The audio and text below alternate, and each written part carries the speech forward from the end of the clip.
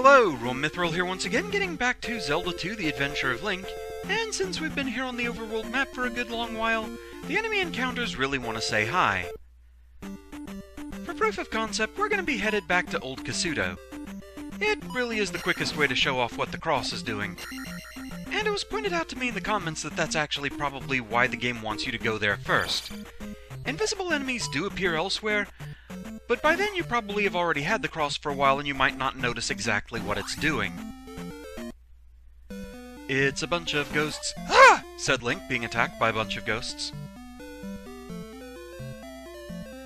So yeah, this is what we were dealing with earlier. The rest of the buildings here in Old Kazuto, they are abandoned. However, there is one that does have a note in it. However, since the note itself is invisible and the cross doesn't let you see that, you just have to kind of stab blindly and hope you find something.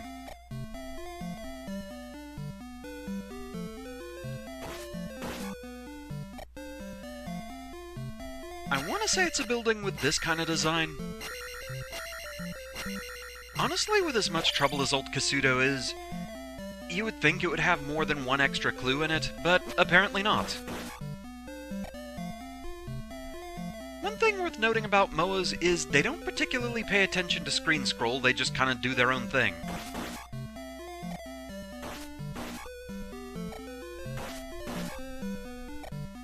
Like, you can kind of tell when they're curving around in their paths. You'll just see them sort of following the screen rather than paying attention to any momentum of the screen scrolling. It's weird to try and describe it, hopefully I'm getting across what I mean.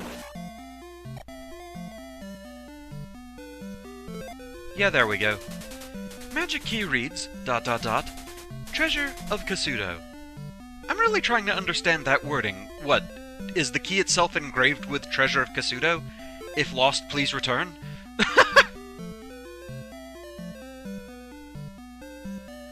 So, yeah, that note is really all there was that was of interest here in Old Kazuto, aside from learning the Thunder spell.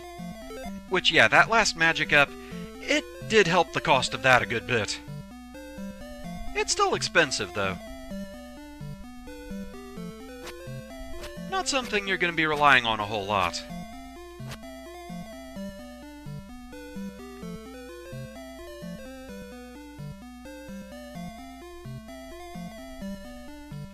Also, you can't read the exit sign of the town.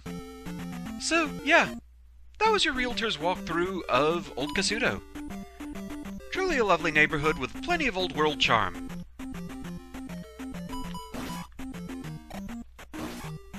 I'm kind of surprised I got away with that. Didn't get away with that. And we have to use the other bridge too.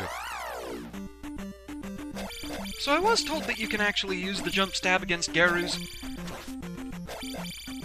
It doesn't quite seem as foolproof though as it does against Iron Knuckles. It seems a lot more finicky.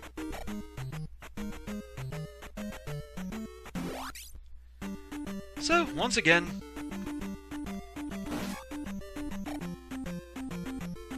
everyone loves this bridge.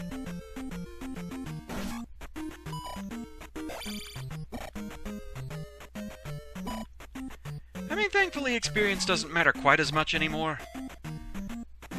We have to get all the way to 9,000 experience to get anything.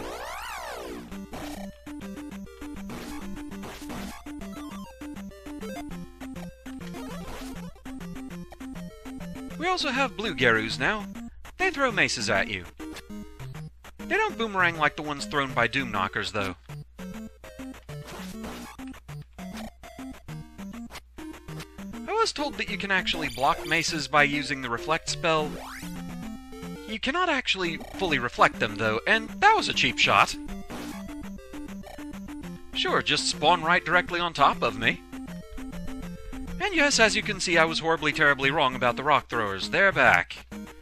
Though this, I think, is the final appearance of them. And we immediately get a magic refill.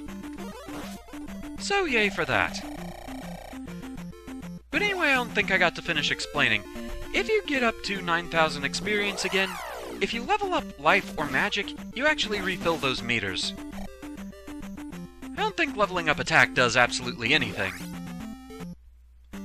So, we do have set encounters in this area.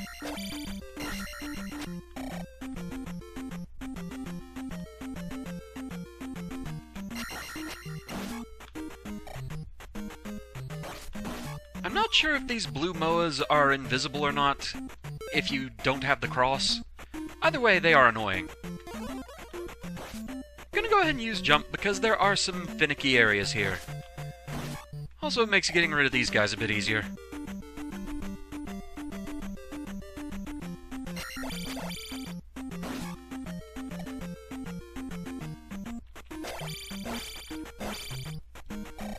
Yeah, I'm not actually sure if this last jump is possible without that spell.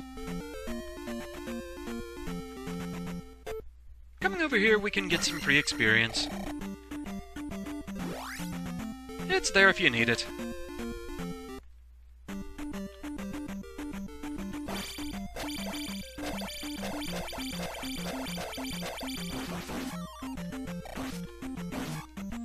May as well go ahead and use jump again.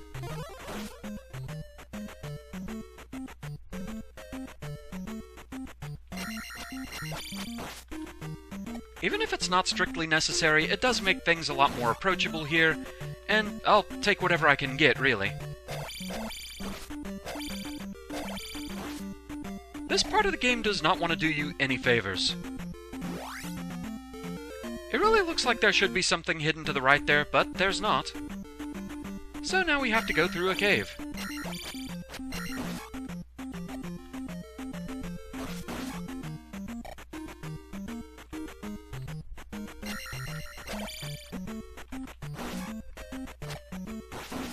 Things were going so well, too.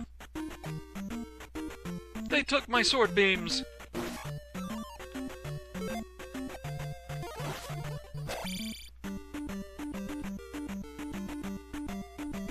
Maybe not really worth doing, but I want it.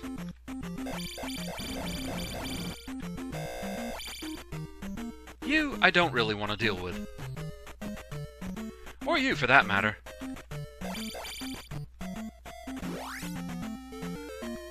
There was a time that I was hungry for numbers, but that time is over.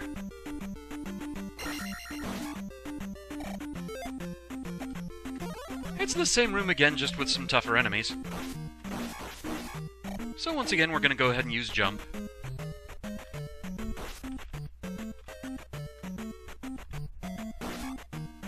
It can make precision downstabbing a bit more troublesome, but overall it solves more problems than it causes.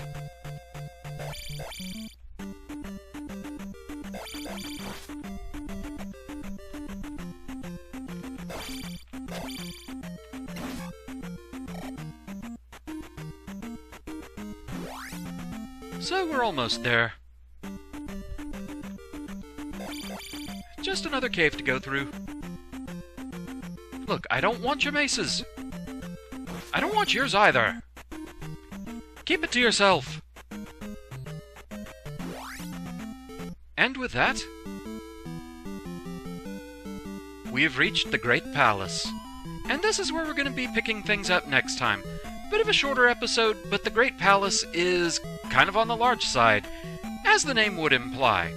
Also, for those of you playing along casually at home, not using save states, saving and quitting between palaces or whatever, this is the game's one and only checkpoint. If you game over or save here, you actually restart here. Anywhere else in the game, you restart where Zelda is. So, yeah. That always felt a bit weird and unbalanced to me. Though to be fair, I guess you didn't really have much in the way of restart points in the original Legend of Zelda either. But anyway, that's it for now. Thank you very much for watching. Hope you're enjoying the series so far, and I shall see you again next time. Until then, fare thee well. This is gonna be a thing.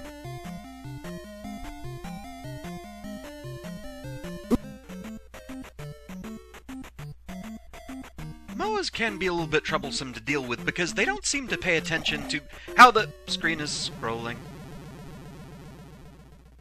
Moas can be annoying for other reasons too.